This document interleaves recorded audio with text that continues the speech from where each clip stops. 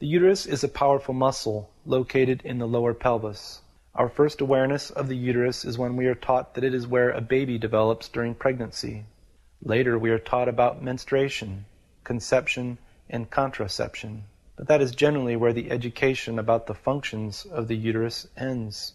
In fact, pregnancy is just one of the many functions of the uterus.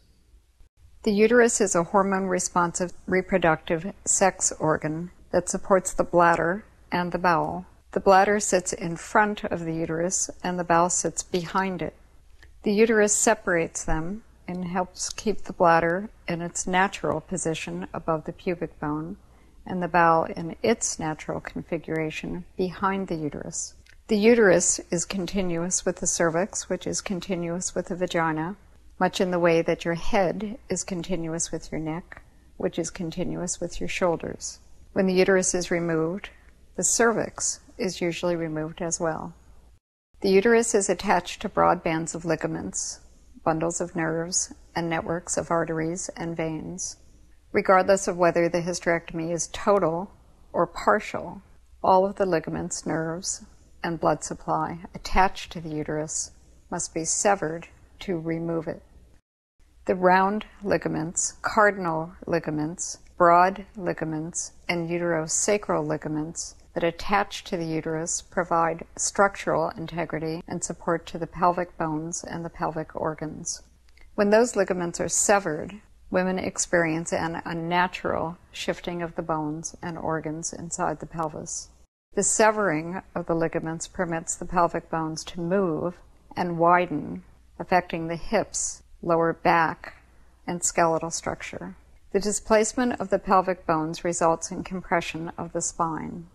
Women report that as the spine compresses, the rib cage gradually drifts down until it sits directly on the hip bones. This compression is the reason why hysterectomized women have protruding bellies and little or no waist. Weakening of the pelvic floor and a loss of feeling from the severing of pelvic nerves may result in urinary incontinence, which is an inability to control urination, chronic constipation, or fecal incontinence, which is leakage and inability to control stool. Bladder and urinary problems are common after hysterectomy. One of the reasons for this is that when the uterus is in its natural position, it provides support to the bladder. When the uterus is removed, some of that support is compromised. Bowel problems are also common. Without its natural support, the bowel moves down and takes up the space where the uterus had been. Without the uterus separating the bowel from the bladder, when there is stool in the bowel, it creates pressure on the bladder by pressing directly against it. The bowel bulges down, creating a rectocele, which is a ballooning of the bowel into the vagina. When the nerves that attach to the uterus are severed, sensation in the vagina, clitoris, labia, and nipples is diminished or lost entirely. Many women develop a permanent searing pain of the nerve pathways that radiate down from the waist, through the buttock, to the back of the knee, making it painful to sit or walk. Some women experience what they describe as cyclical electric shocks in the vagina as a result of damage to the pelvic nerves. This makes it difficult to sit and often interferes with sleep and other normal activities. Physical sexual sensation is diminished or lost entirely because of the severing of nerves and the removal of the uterus. Women who experienced uterine orgasm before the surgery will not experience it after the surgery because the uterine contractions that occurred during uterine orgasm cannot occur without a uterus.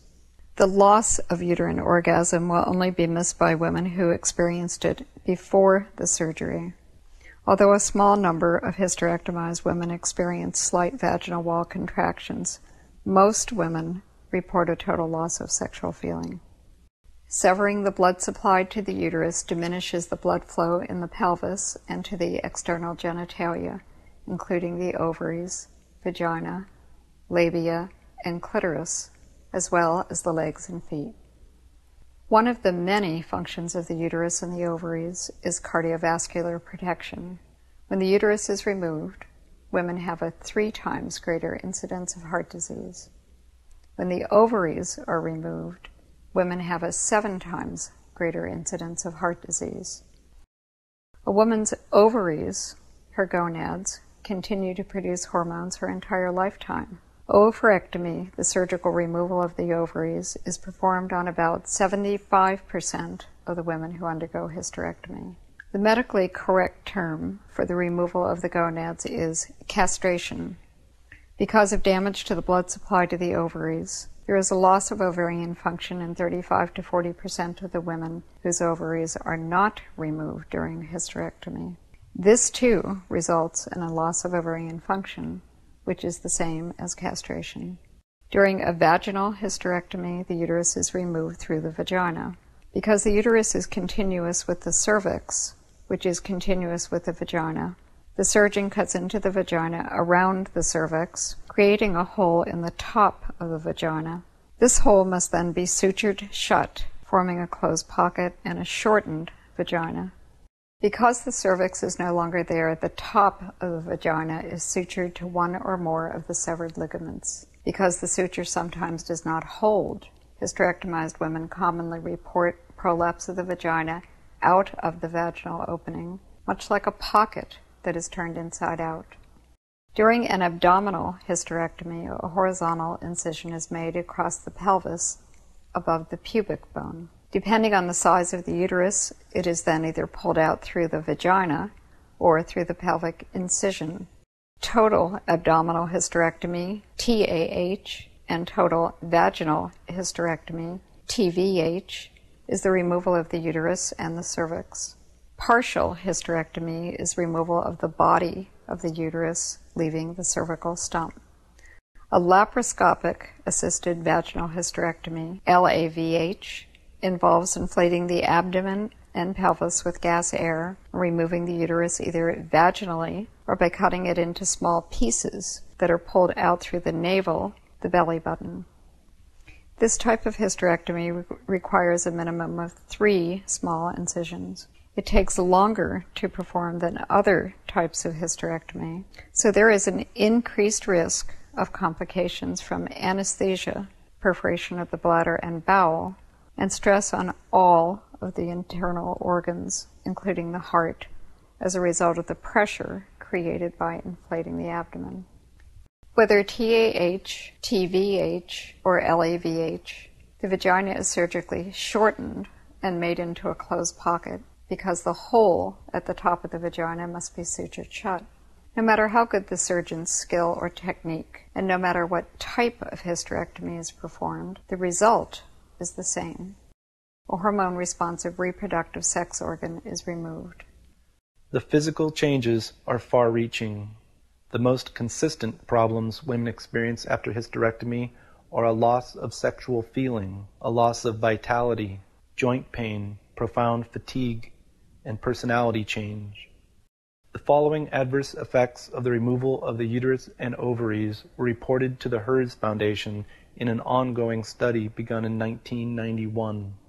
79.6% of respondents report loss of sexual desire, 79.6% profound fatigue, 79.1% personality change, 72.8% loss of stamina, 72.1% loss of short-term memory, 70% loss of ability to socialize, 65.8% bone and joint pain, 61.5% insomnia, 53.7% suicidal thoughts, 49.5% unable to maintain previous employment, 39% loss of maternal feeling, 33.1% unable to maintain activity in the home.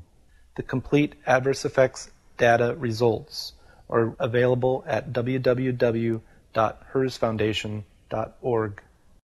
The internal female genital organs have lifelong functions that can never be replaced. There is never an age or a time in a woman's life when her uterus and ovaries are not essential to her health and well-being. End of DVD.